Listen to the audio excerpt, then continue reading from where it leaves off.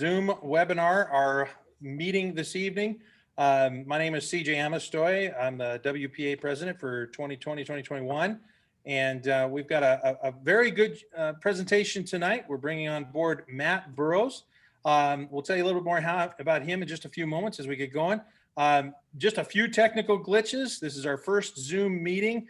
And despite all the practice, we still had a couple of glitches. But neither way, we're just glad that you guys are here with us, and we're excited to get this show on the road.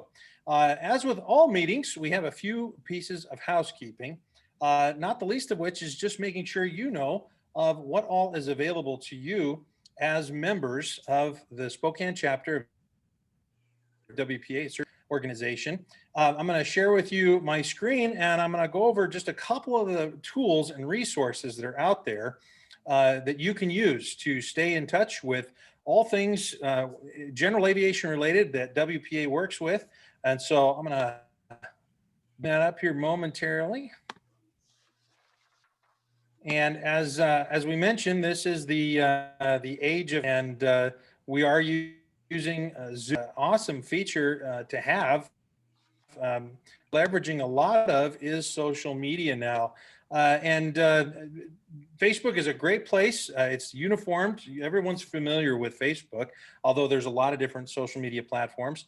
Our state organization has a Facebook page as well, and there's a number of different groups that are already out there on Facebook. So this is probably the best choice for us to share with you information about your local chapter. So I want to see our webpage, and this is what it looks like. If you haven't already started following us on Facebook, as well as communicating, getting some great shares already, I encourage you to check us out. This is to make sure to connect with events that are coming. As you can see here on the screen, here's an example of one that we have going for this evening. You can sign up for that and make sure that you get credit for wings.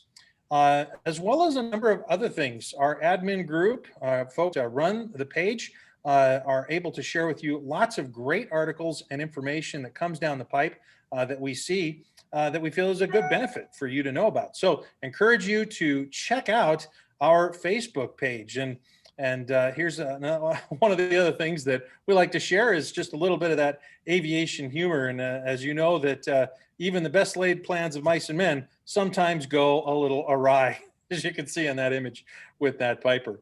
So the next thing I want to share with you real quick is our webpage.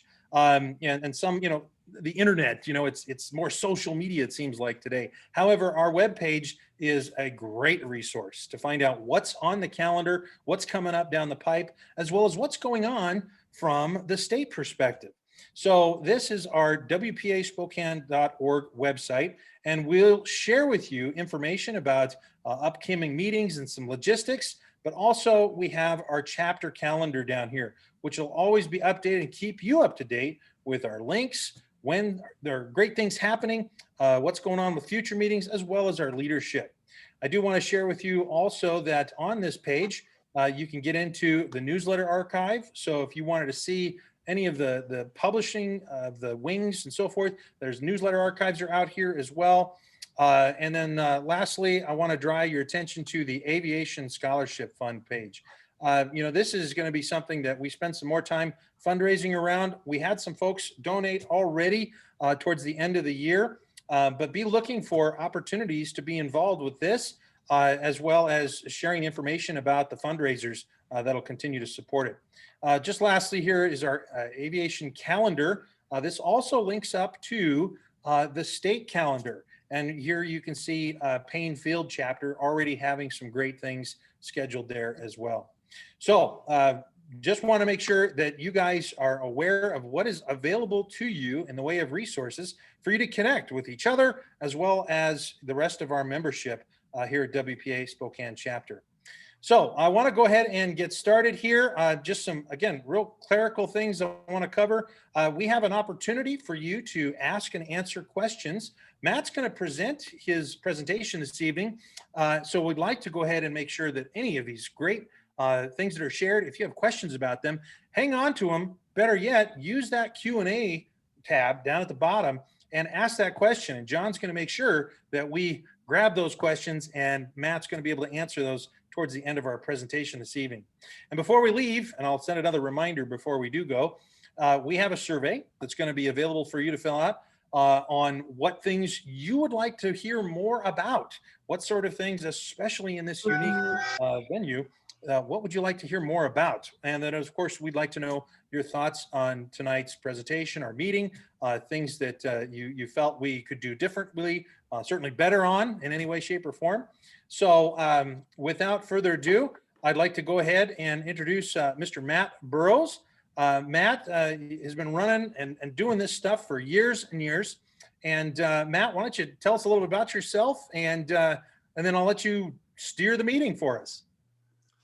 Okay, well, good evening, everybody. First, we got through the computer glitches, so hopefully my computer internet provider will stay on so we can finish this program tonight.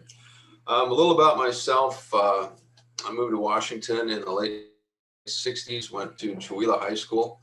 And while I was in high school, I got really interested in airplanes. I found out that there were actually crazy people out there building airplanes from drawings. So I ordered a set of drawings, Baby Great Lakes biplane. And at the ripe old age of 14, I started building my first airplane.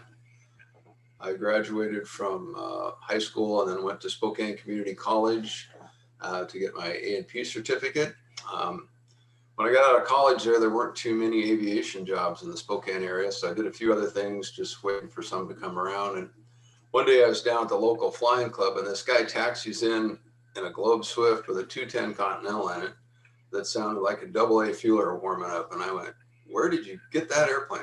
And he said, "We modify them out of Mockin." So 3 months later, I was working at Mockin Incorporated, modified lots of single engine and light twin engine airplanes, worked there for 18 years. I reached the goal of where I could move in that company and got offered a job with the corporate flight department down at Phelps, was N.A. Dagerstrom, Washington Trust Bank, a few other companies that had shares in a Lear 35, C-90 King Air, and a 690 Commander. So I was director of maintenance on those 3 aircraft and also got to fly all the aircraft, mostly the King Air and the 690 Commander. Lear time was pretty precious and opportunities were few and far between. Towards the end of my tenure there, we'd sold all the airplanes and just purchased one Lear 31A for a corporate use. Nice airplane, certified to 51,000 feet. The highest I ever flew it was 49,000 feet. Figured I was pushing my luck at that altitude. Corporate jobs usually have an average life of about 7.5. And then I became a director of maintenance for a local shop, running a Part 135 operation. And mostly I was interested in doing that for at least a year just to get the experience with the Part 135, because part of my goal was to become an examiner for the FAA for mechanics. So in June of 2005, I became a DME, they call us, designated mechanic examiner. And I did that from 2005 till about June of 2013. Had a blast, met a lot of really intelligent young men and women that were getting into the field of aviation on the mechanic side and just doing a good job. So I was kind of the filter that got to decide who got by me and became mechanics. After that, I went to work for another mod shop, Merlin Products, out at International. You and Suzanne Evans, great people. He was actually my first employee later.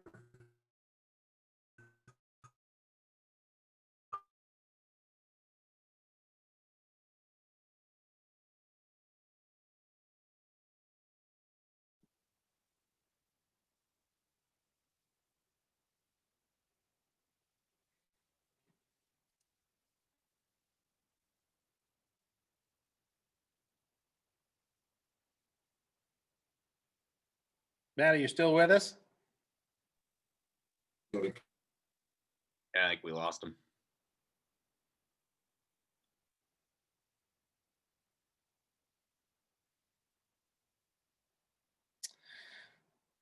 Yep. Well, ladies and gentlemen, again, this is our first Zoom presentation, and despite the fact that we've had some practice, we're still learning. So we appreciate your patience. I think Matt just lost his internet connection is all. And if you guys were around in that windstorm last week, you probably know there's a lot of stuff going on up here at Fowler's Northwest 40. We had a tree fall on our house, and unfortunately it took out all the power.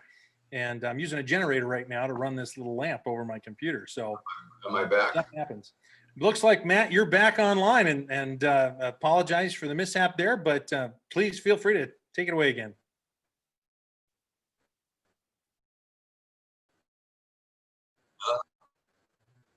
I decided to start my own business, and so Burrows Aviation was born at Deer Park, Washington. From 2013 until 2020, I've had the opportunity to race in the national champion air races at Reno, Nevada, in an area that I designed and built. 2019, I was crew chief on a sport class airplane that is a local airplane now, belongs to Kevin Eldridge. It's called Relentless. It's a Nemesis NXT designed by John Sharp. It's a 400-mile-an-hour carbon fiber, fast, fun airplane. So hopefully we'll have it down at Reno again this fall. So enough about me. This evening we're going to talk about maintenance of reciprocating aircraft engines. And some phrase it and get some of the information wrong to you once you have good, reliable stuff.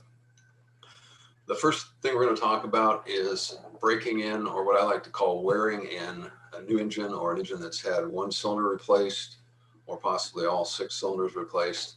We're going to be looking at manufacturers or the overhaulers' instructions, because that's what keeps your warranty going. If you do something outside of that, you're kind of on your own. So we're going to be referring to some service bulletins, some service instructions, and then we'll take a look at some instructions that come from Western Skyways, which is a large engine overhauler down in Montrose, Colorado.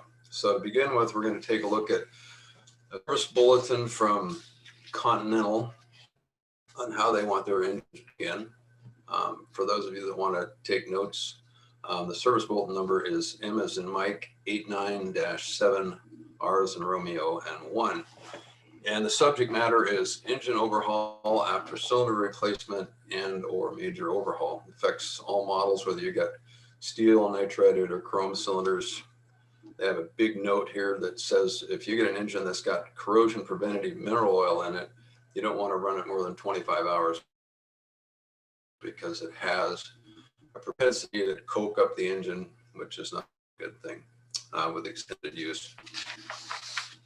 We get into a little bit farther, some of the things they highlight for break-in of an engine. They recommend that you have some kind of a temperature indication on each of the cylinders, and we want to make sure that all your instruments are working really well. For ground operations, they want you to not exceed 400 degrees on the heads or 200 degrees Fahrenheit on the oil at that time.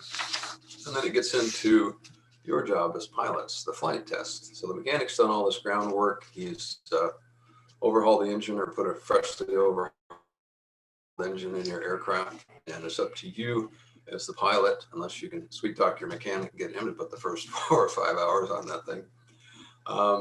And the guidelines here, it says that ambient air and engine temperatures are of a major concern during this test flight. You overheat an engine that you're trying to break in, you're going to have broken rings and all kinds of things. So do a normal pre-flight run-up in accordance with POH. Conduct a normal takeoff with full power and monitor fuel flow, RPM, oil pressure, cylinder head temperatures, and oil temperatures. And they want you to leave it at full power until you reach your climb altitude. And one thing that the Lycoming, or the Continental, information doesn't tell you, that we'll find a little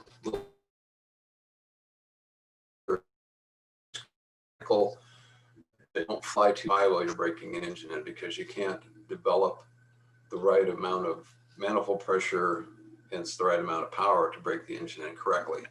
If you're a engine, you're fine, because you can pump that stuff up there with a turbo. The normally aspirated one, you'll see in some of the other letters here, service instructions, that there is a limit on how high you want to fly that thing so you can get the right amount of power.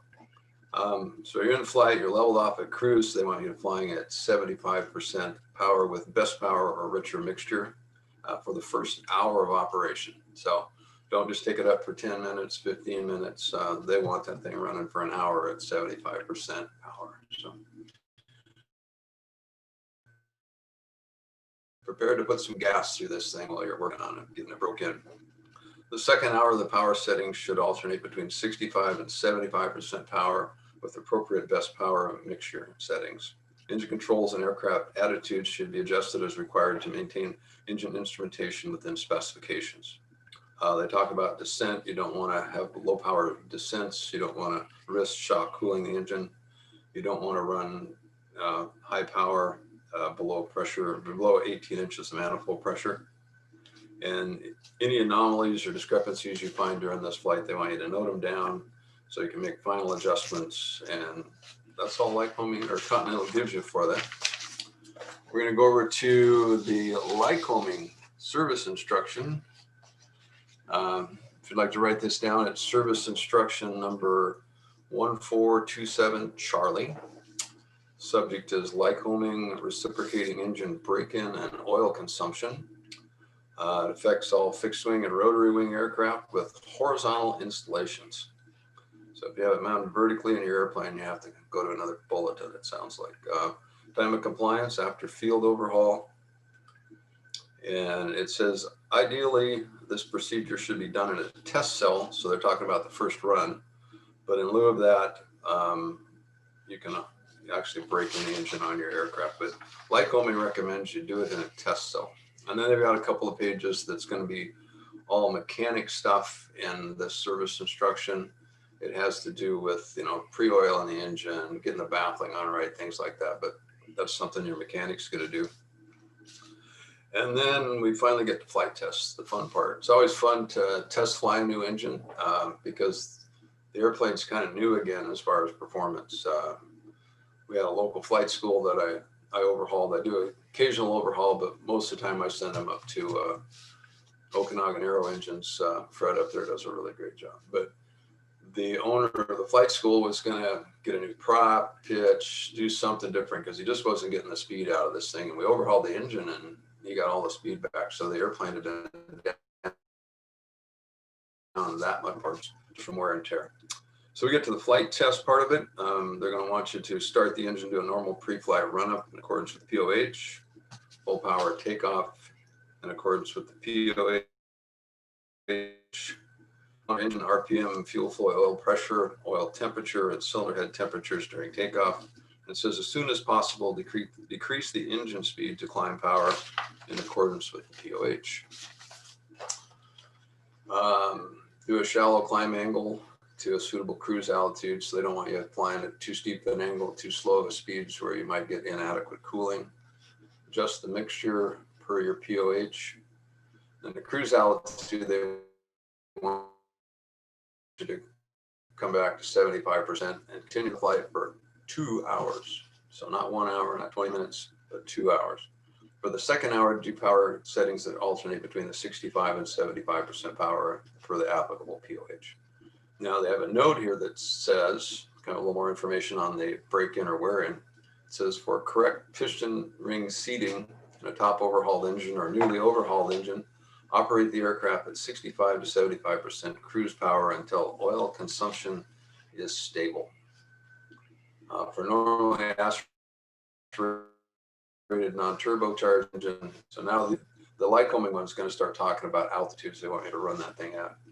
It says it will be necessary to operate at a cruise power at lower altitudes. And then they recommend 5,000 feet as kind of the ceiling when you're breaking this engine in, if possible. No more than 8,000 feet.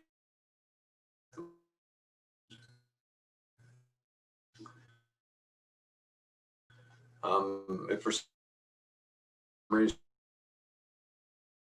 the oil consumption does explode, this instruction, it says for engines that have dynamic counterweight assemblies, do not operate at low manifold pressure during high engine speeds under 15 inches of mercury and rapid changes in engine speeds. These conditions can cause damage to the counterweights, rollers, bushings, and cause detuning. And then they want you to, like the Continental one, they want you to use a powered descent so you don't shock cool the engine. After landing and shutdown, they want you to look for oil, fuel, hydraulic leaks, etc., and correct any of the causes of those leaks. Now, the instruction and the search of those manufacturers are about 4 pages each. We went over some of it, just the highlights. If you get the one from Western Skyways, it is 7 or 8 pages. So they have a lot more detailed information in their procedures. And if you go on their site, it's just a wealth of information. Used to use Skyways when I worked at Mach Incorporated. They did some of our overhauls. We also had a couple of local shops that did that, but really great guys to work with, great warranties. We had one engine that was making a whole bunch of metal. During the break-in, we had a filter that was totally full of aluminum, which is not normal. And we sent them the sample, sent the engine back to them. They rebuilt that engine and then sent it back to us. The thing we were out was the labor. As we get into this information from Western Skyways, they've got a similar information, but their break-in procedure is just a little bit different as far as running the engine. Before they get to the initial flight test in the engine, they cause you to life out of an overhaul. Uneven cooling, baffling, especially on the big bore Continentals, is super critical, especially the backs. Poor fuel distribution. Maybe you got injectors that are partially plugged, so you're getting an even fuel flow. Maybe running a cylinder that's a little hotter. And things like that. They have a lot more information than the major engine manufacturers, which is kind of surprising to me. You think the manufacturers would have a plethora of information in their bulletins, where they're actually really fairly scarce with their information. So we get to the initial flight test with this freshly overhauled engine or a new engine. They want you to ensure that it's pre-oiled. Your mechanic's going to be doing that. On the initial flight, they want you to warm the engine up for 3 to 4 minutes at 1200 RPM, no more than 1800 RPM. And they want you to shut it down and inspect it for leaks and cycle the prop just one time to make sure that the hub is full of oil. After you check for leaks, they want you to start the engine back up, avoid any unnecessary propeller cycling, and taxi out and immediately take off. They don't want a lot of ground running on their engine. Use takeoff power only as long as necessary. Reduce manifold pressure to a minimum required for a clean in-flight attitude. I'm not really sure about their wording there, clean in-flight attitude, but leave the propeller in flat pitch for at least 10 minutes after takeoff for engine not equipped with a variable pitch propeller or manifold pressure gauge. Reduce power to 75%, which is going to be probably close to the top of the green on the tachometers. Use the minimum rate of climb with maximum airspeed consistent with the terrain. And then when you get to your desired altitude, this is where it varies a little bit. Instead of flying it for an hour or 2 hours at 75%, they want you to fly 75% for 20 to 30 minutes. So you got a stopwatch instead of a calendar. The engine power should be then varied between 65 and 75% at 20 to 30 minute intervals. So they don't tell you how long your first flight should be, but they tell you want to run it for that 75 for 20 to 30, and then the 65 to 75 for 20 to 30 minute intervals. And all changes should be made very gradually, especially with power reductions. During flight tests, anytime oil temperature or CHT become persistently high, precautionary landing is in order to find out what's going on with that thing. So your engine break-in, with the Western Skyways is a little bit different. But what I really liked about the instructions they give you is they give you the temperatures that you should limit the operation of that engine to. Oil pressure on TCM engines, 10 psi minimum at idle, 30 to 60 at cruise. Lycoming, 25 psi minimum at idle, 50 to 95 at cruise. And then they give you the temperatures. If you run an aircraft engine with too cold of oil temperatures, they would like at least 180 degrees for break-in temperatures. If you're breaking an engine in the winter time, you're gonna have to have the oil cooler locked off, maybe make sure you got winter baffles on that engine, because if you don't get the proper oil temperature, the oil film is going to be too thick, and the rings actually have to. So if your oil is too cold, you're not going to be able to get through that.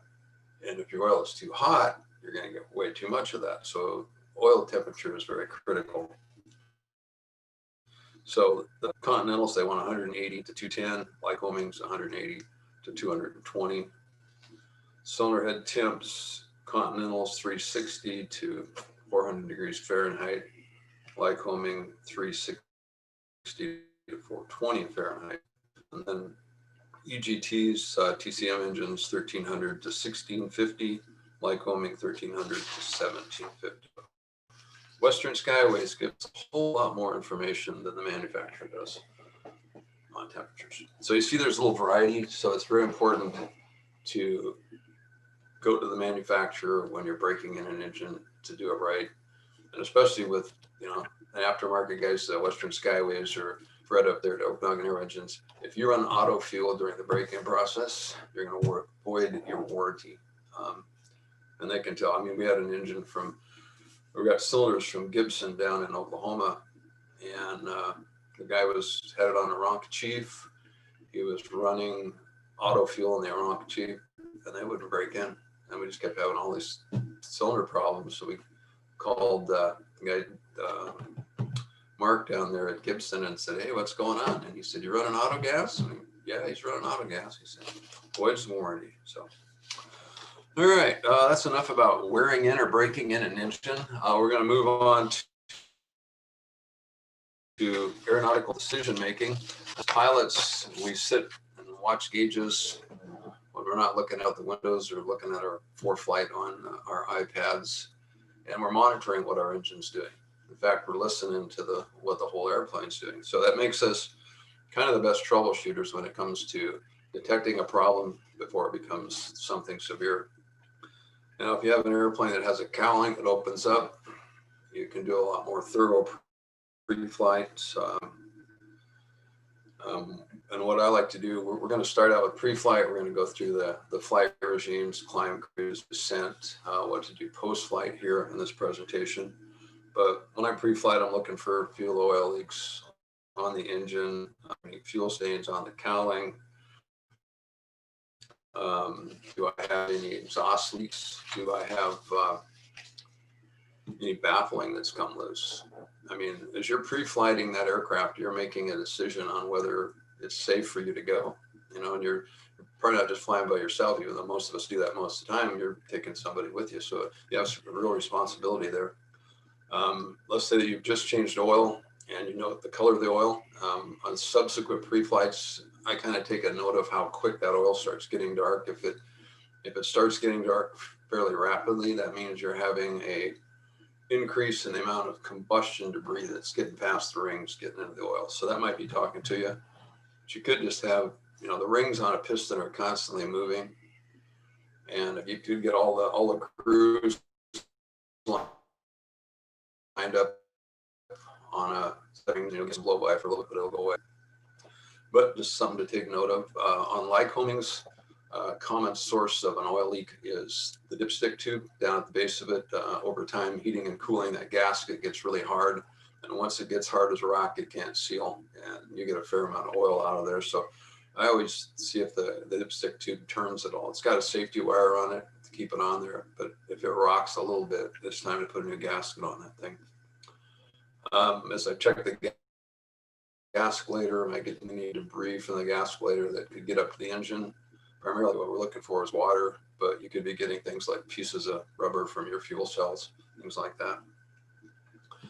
Another part of the pre-flight that's important to kind of avoid having any surprise exhaust failures is I always grab tailpipe on whatever I'm flying and just pull a little bit of tension on it back and forth to see if there's any relative movement.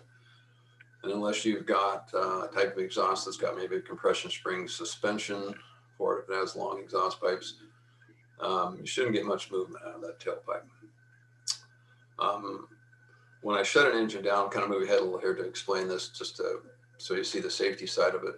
But when after a flight, I'll pull I'll do a hot mag check to make sure I don't have any hot mags. So the next flight, I'll pull the engine through and see if it's got impulse couplings, see if they're clicking right.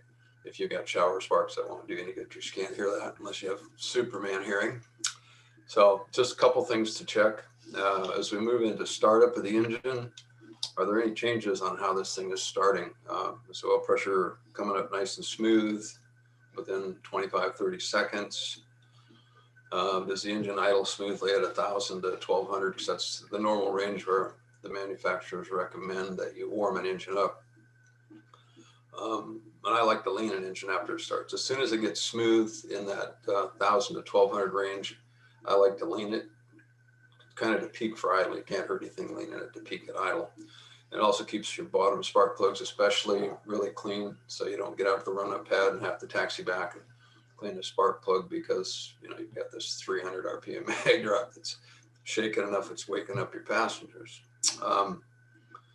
You want to warm it up, and as the engine's warming up, watch your temperature gauges, make sure your TAC and all your pressure instruments are working.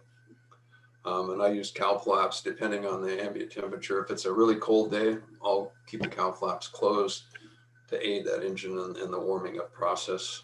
As I'm taxiing out to the runway, if I notice any anomalies, any weird vibrations, any sounds that are different, all this stuff has to do with decision making on, are we going to go? Are we not going to go? As you do your run up, carb heat if equipped, do I get a normal drop? Do I get no drop? Do I get a bunch of engine roughness, which would indicate possibly that I've got a little bit of ice that's formed in the carburetor and it's breaking loose and the engine doesn't like drinking water, and then it'll smooth back up to some degree. You're going to get a little roughness just because you're richening up the mixture, but it shouldn't be an excessive amount.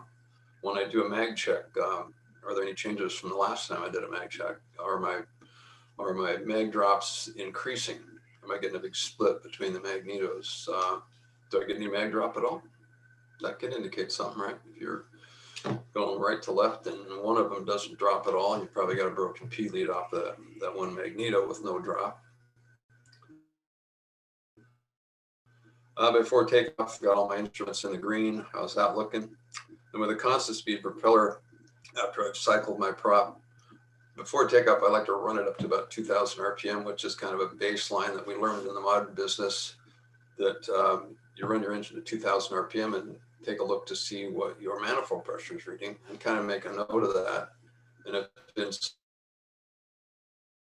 subsequent flights, if any variation or change in that, it could indicate that you're having a prop governor problem or that there's some wear in the pitch stop, the low pitch stops in the propeller. So it's going to a finer pitch, so you're not creating the manifold pressure that it was before. Now we're ready for takeoff. Cowl flaps are open if they're equipped, full power. First thing you notice is manifold pressure and RPM. Is it making the manifold pressure and RPM that it should? If I've just got a fixed pitch propeller, I'm looking at the RPM primarily to see if it's making the power that it should. Engine format at takeoff power. Roughness could indicate that you got a plug that might be fouling, you could have some air problem, you could have fuel under problems, anything like that. Note those things down. Weird sounds, weird exhaust report. I was taking off in an airplane one time. I was going up to give a guy some aerobatic duel, and we lost one whole exhaust pipe. Made a weird sound. Also made a lot of CO. So get right back to the airport in that case. Let's see. You want to watch your temperatures. Is there any temps that are going ballistic? Maybe one's climbing a lot faster than you usually see. Note that, make a determination there, make a decision where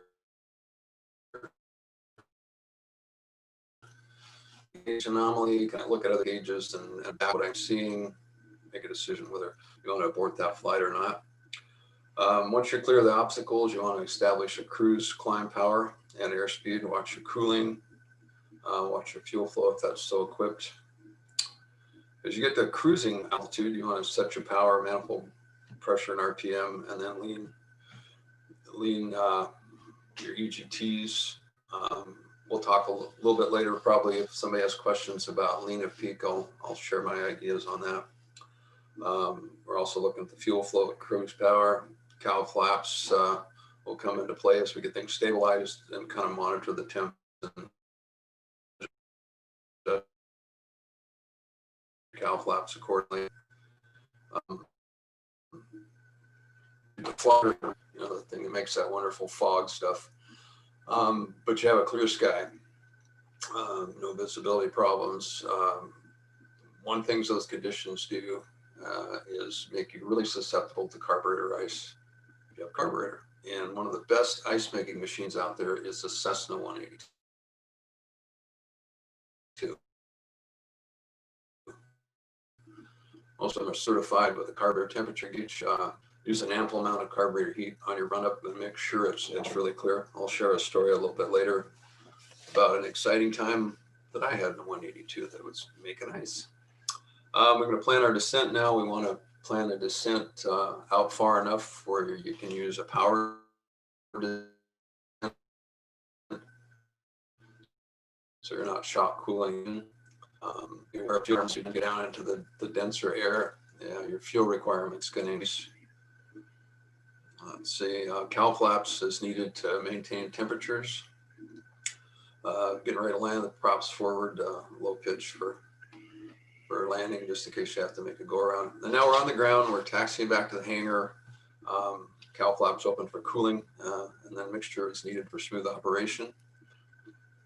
And when you're stopped, back at your hangar, I like to run the engine back up to about 1,000 RPM and let all the temperature stabilize, so I'm not just shutting down an engine that's, it's kind of like the old saying in the racehorse business, you don't want to run them hard and put them away wet. So don't want to run an engine hard and put it away really hot, let the temperature stabilize, and also gives you a chance to kind of look things over. When you are shutting your engine down, I like to come back to idle, shut both mags off just temporarily. You got to be real careful on engines that have really big heat muffs in their exhaust area, so they've got a lot of expansion room in there. You don't want to shut it off, let it windmill for 4 seconds and turn it back on, because you might blow those guys right off. So it's low idle speed, just to see if the engine is dropping off when you shut the mags off. And that's a nice thing to know for the next time when you get out there and you're going to pull through and check those impulse couplings. So you've done your hot mag check. Clear your engine again, come back to 1,000 and back to idle. And as you pull the mixture back, take note of what your TAC is doing. You should have, 25 to 50 is average for a rise in the tachometer when you're shutting an engine down. If you're starting to see 100, 200, 300, there's a mixture, which could be a plugged injector. It could be just a fuel pressure adjustment, depending on which kind of engine you have. But it's something to take note of and let your mechanic know that. Post-flight, walking around the airplane.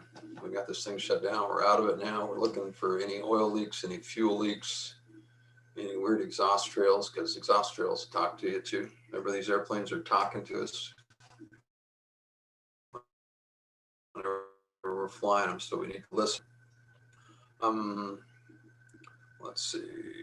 I check my fuel. I'm one of these guys that likes to dip my tanks, so I'll dip the tanks before a flight and after a flight. And let's say that we've had a 3-hour cross country and we dipped our tanks. So when we took off, before we took off, and then we dipped them when we got to our destination, is there any change? I should have burned 8 or 10 gallons an hour. Is the fuel burn higher than what it should have been?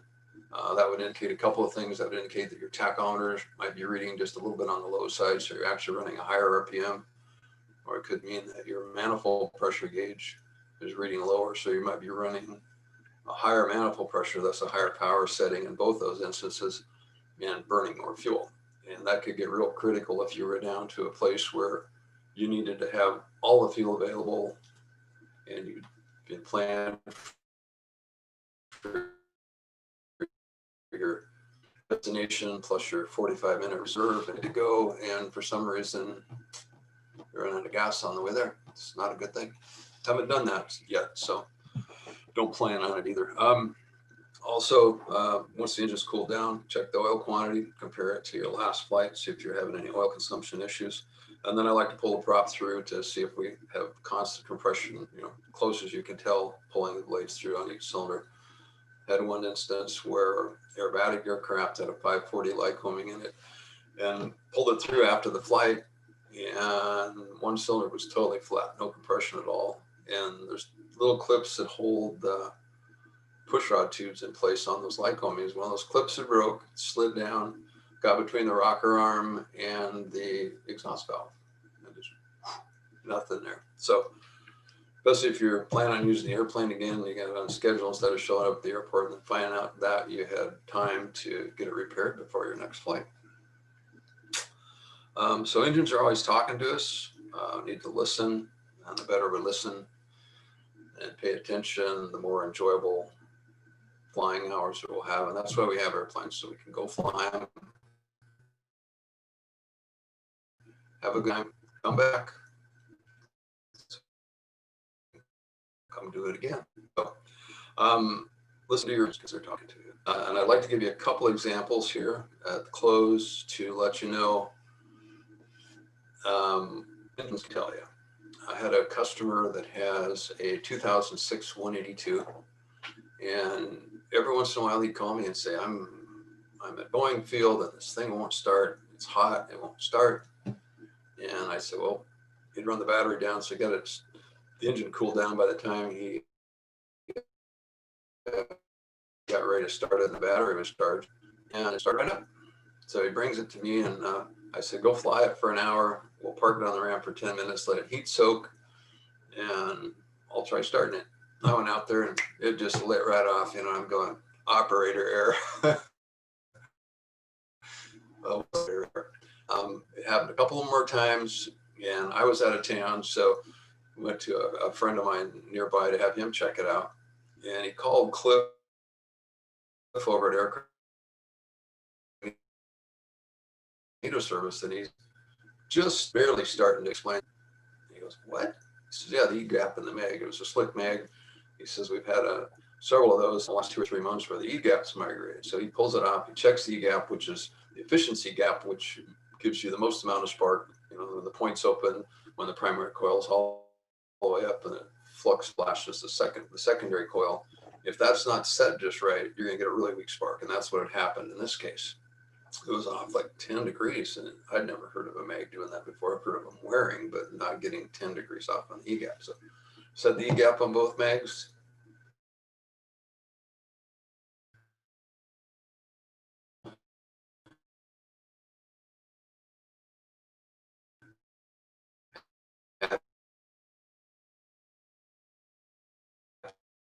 The camper hasn't dealt with it since. They had, if your airplane insurance covers me, I'll actually put a test flight on an aircraft for you. But he said a 22 square where he normally cruises it, he had a certain left wing heaviness. And I said, how many degrees a second does the aircraft roll in? He wasn't sure. So he said, go fly it, find out. So my son and I got in it, and we took off from Deer Park, and we were over Lycoming Lake at about 2,500 feet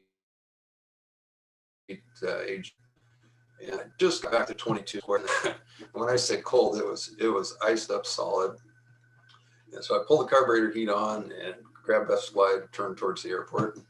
My son's in the right seat. He's not a pilot yet, and he just says, "Are we gonna make it, Dad?" And I went, "Yeah, we got the altitude and the airspeed. Should be good." I'm still windmilling, and I'm watching the engines cooling down. Pretty soon, it was about a minute before that thing caught. And that's one of the longest minutes I've ever had to spend in an airplane. So listen to your engines. They're going to be talking to you. So thanks for listening to me tonight.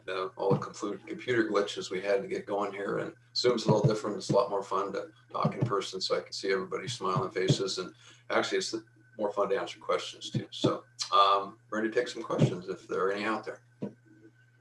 Right on. Well, first of all, let me just say thank you very much, Matt, for sharing with us your wisdom and certainly your experience when it comes to this sort of thing. And it is very important that we listen to our aircraft. I think that's probably a very important message that we take away in many facets. But for certainly, when we talk about our engines, and I have a 235 with a 540 in it, so I listen to that thing very carefully. I'm very adamantly concerned about how it's doing and make sure it's running well. We do have a couple of quick questions that were brought up, and I'll have you answer them Okay.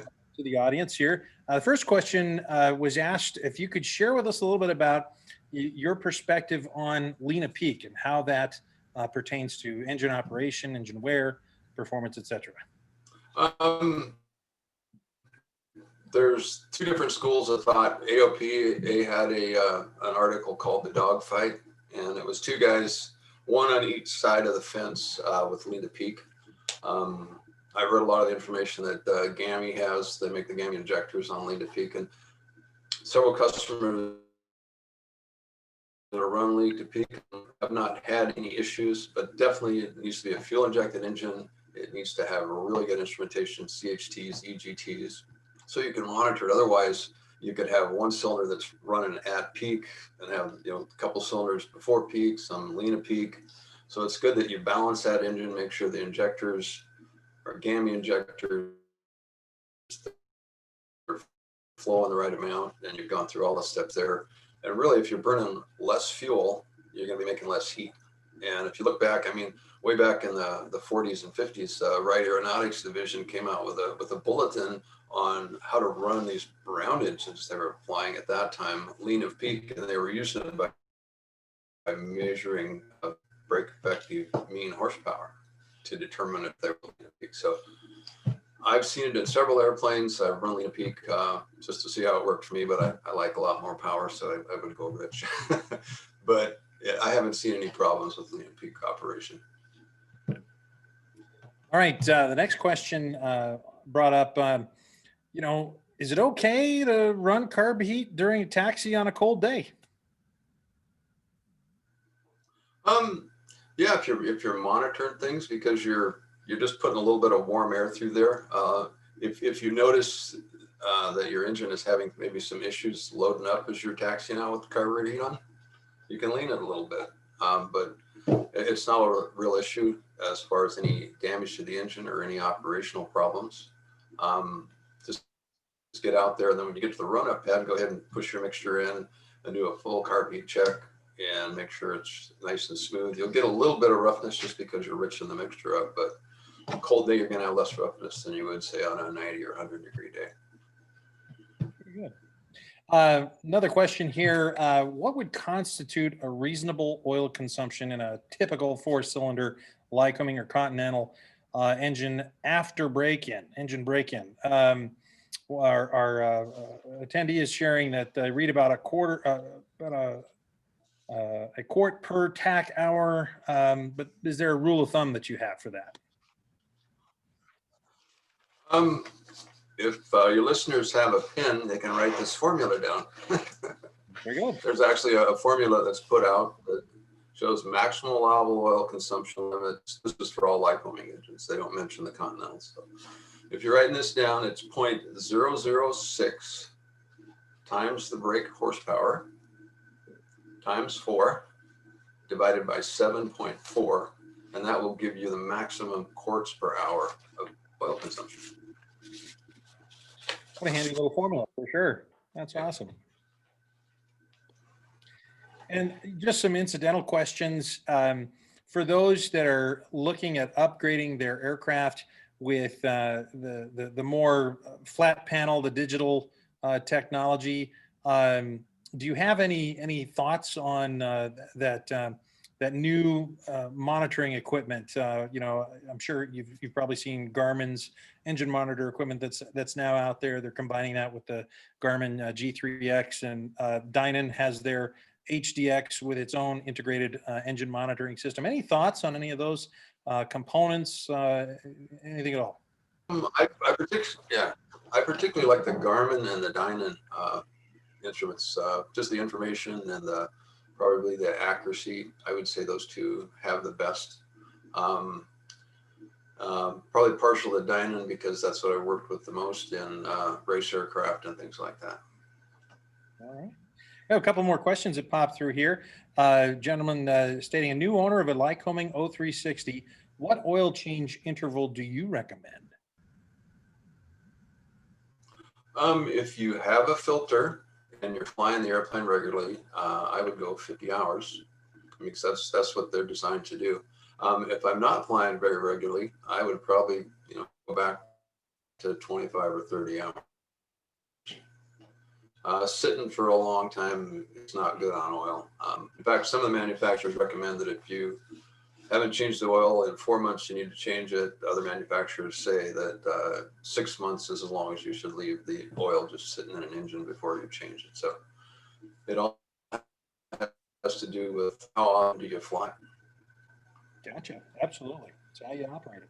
I have a question myself, mostly because I'm not one for crawling under the wing or rather the fuselage and scrubbing bellies. I'm getting a little too old for that. I've got a 13-year-old now. I'm going to start employing him to do that. But Perfect. yeah, absolutely. Let's get these guys to work. But any thoughts on reducing that material? I mean, I don't see any leaks necessarily on a 66 0540. You have any recommendations for reducing that soot?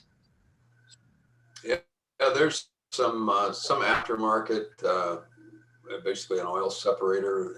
M20 makes a good oil separator that will actually route the oil comes out of your breather. It cools it, routes it back into one of the valve covers or into one of the drain back lines on a Lycoming. Works really well. Great. Some guys, I had a customer come in one time that had really high blow by, and he wanted to put an M20 on his compression light. He says, just install it. So I installed it and didn't do it because we did a compression check later after I finally told him I needed to do that. And the compression was so bad that you could have had 4 M20 oil separators on there and you'd still be puking oil out. So, good to know. Good to know, because I know that's something you just get. For sure. Another question here, and I'm curious about comments, general comments about operating high manifold pressure, low RPM operations under square. Any comments about any of those kinds of things? I just like to follow the POH. Makes sense. When you have a turbocharger, you're going to be over square just because of the fact you can, get the manifold pressure up high. But I just follow what the POH says because they're the ones that designed that thing and they know how it likes to live and what's going to make it last the longest. And if you're going outside of that, you're a test pilot. Good to know. And the POH certainly is a good place to start. Know your airplane, listen to what it's saying, and that POH will give you the best guidance, it sounds like. Speaking of guidance, going back to my example, and I'm going to leverage every opportunity to borrow from your wisdom. It's saving me money, I can tell you. We can do a Zoom overhaul if you want here. Well, I'm sure we're taking up a lot of your time, but I do want to ask you on, there's a lot of the mythology of how engines operate and how the big blocks differ between the small blocks and so forth. And if I'm looking at this 540, the rumor is over 1,000 hours, you're looking at blowing a jug. I mean, you hear these things as you acquire them, whether you've seen them or not. And any tips or recommendations for making sure or understanding what my engine is saying, so that either I can avoid that or perhaps anticipate it? Probably the best thing you can do is have regular flights on the airplanes. Love to fly. They don't like to sit by themselves in a hangar. They get lonesome. The more frequently you fly the airplane, the less chances you're going to have for moisture, hence corrosion, things like that to happen in your engine, which will shorten the life. And it's just better all the way around. Regular oil changes, so your oil's not flying 3 hours and sitting in there 6 months and then flying 3 more hours. Another 6 months on the next oil, and the engine's just going to be happier. If you look at flight schools, most schools between 2,000 and 2,600 hours on their engines because they're flying real regularly. Yeah, another piece of mythology, right? Airplanes that sit on the ground, they're not flown, they tend to corrode and fall apart when they're not moving. So yeah, that certainly rings true based on what you're I'd saying. like to add a little comment there. There's a lot of guys have asked me, so I'm looking at a really good airplane. The engine was only got 300 cents major, but it was overhauled 20 years ago. And it sat for the last 2 years. I'm real leery of engines that sit, especially outside. There's just no real way of knowing without doing a partial disassembly on what the corrosion is like in that engine. Anytime you have where gears mesh together, where they're touching, it actually pushes the oil away. And I've looked at engines that have sat for a year and a half, and there's so much rust on the gears that you just about got to pull the accessory case apart and evaluate it. So you think you got a really good deal because it's pretty fresh overhaul time-wise, but calendar-wise, it's pretty long. Take a really deep look at it, or you might end up with a real money pit. Some sound wisdom for sure. I think we have one more question, and it looks like we have a hand raised. So, Mr. Deek, if you want to open the mic there. Yep, John, if you want to unmute yourself, feel free to ask the question. Yes, I just wanted to go back to CJ's question about having the oil underneath the belly of the aircraft. And we had a 1956 182 that we had for about 20 years. And we had that same problem. And we took it to a mechanic who told us that he promised that we wouldn't tell anybody. And he said he added about 6 inches to the exhaust stack, and that took care of the problem. So that is a possibility, right, Matt? So that was the exhaust on the Yeah, that was the exhaust pipe. Okay. We got it. Okay, and what you'll find, especially in those older 182s, It was a 182. older 182s, the exhaust Yeah, got a small baggage door behind the door. Yeah. Yeah. Yeah. So what you'll find a lot when you're getting an exhaust trail like that, if you have a CO problem in one of those older 182s, it's usually the seal around the baggage door because the exhaust comes around, goes right by that landing gear, and then tracks up the fuselage on that left side. And if you got a bad seal on your baggage door, you got a pretty good spot for CO coming in there because the pressure inside your cockpit's a little bit Yeah, we didn't have any less problems than with the ambient CO, pressure time. but we did get rid of the oil stain on the bottom of the aircraft. Oh, good. I'm still going to put my 13-year-old under there and make him wash it. So Oh, it's aviation for aviation. that's right. Do your time. Do your time. I'd like- dues. I'd like to share one story of carburetor heat, if I might. Please. Okay, we've got a 1972 7 GCBC Citabria, and I was going out to fly one day. It's probably 90 degrees, and I went out the run-up pad, and I didn't expect very much of a drop with the carb heat. It was a hot day.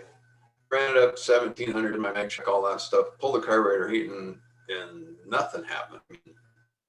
There wasn't even 1 RPM drop on the tack. And of course, inside my mind, I'm rationalizing the RPM drop with carburetor heat application in this hot of a day. So I pulled it again, and inside my head, I just couldn't rationalize that things were all warm and fuzzy. So I got over to the corner of the run-up pad and I shut it off, got outside and opened the cowling, and the shaft that holds the flapper valve in the carb air box had broken off. And if I'd have taken off, it would have just flipped up and shut the air off the engine. So it was talking, and I listened that day. So that was good. Very good conversation to have with your airplane that day. Oh my gosh. Wow. What an experience. Yeah. I mean, that's what it's all about. It's wisdom, right? It's getting those experiences and learning from them. Yeah. Fantastic. Very cool. And then passing it on to others. That's really important. Share what we learned. Indeed. Well, Matt, I want to thank you very much. I want to just ask one more time. I know we kind of pushed our time because we got started late, so there's no problem with that. If anybody has any questions, please raise your hand now or type it in the chat, the Q&A, and we'll be able to do that here real quick. And if you don't have any questions, then I just wanted to, as I said at the beginning, just remind everyone that we have an opportunity to learn more about our experiences, other things that we want to learn about flying or general aviation in these experiences. We hope that you grab our survey, fill it out, tell us more so that we can continue to provide a good experience, whether it's through wings or other kinds of presentations down the road. And on behalf of all the board and members of the Washington Pilots Association Spokane chapter, Mr. Burrows, I want to say thank you very much for being here and taking your time with us and sharing your wisdom. And now the name of your outfit out there in Deer Park is? It's Burrows Aviation LLC. Fantastic. And if I could, just for the benefit of your business, as well as where folks could research more or perhaps get services, you operate rentals, instruction, maintenance, and so forth, a regular fixed base operation? No, we have maintenance, inspection, repairs. We do modifications, but we don't do any flight instruction or rental. I've got enough to do with just be a mechanic. So next door to us is Deer Park Air Center, and they provide all the flight training and aircraft rental at the Deer Park Airport. And before I sign off tonight, I'd like to encourage everyone that hasn't been to the Reno National Champion Air Races to go down there. And if I'm there, look me up. I'll be in either the biplane hangar with the new racetrack I'm building, or I'll be crewing for Mr. Eldridge on Relentless. And I will introduce you to 5,000 people, and you'll love it. Great. That's awesome. Well, we'll definitely, if we're down there, we'll stop by and say hello. And Matt, thank you again tonight for being part of our presentation, and you have a wonderful evening. All right. Thanks, CJ. You too. Take care.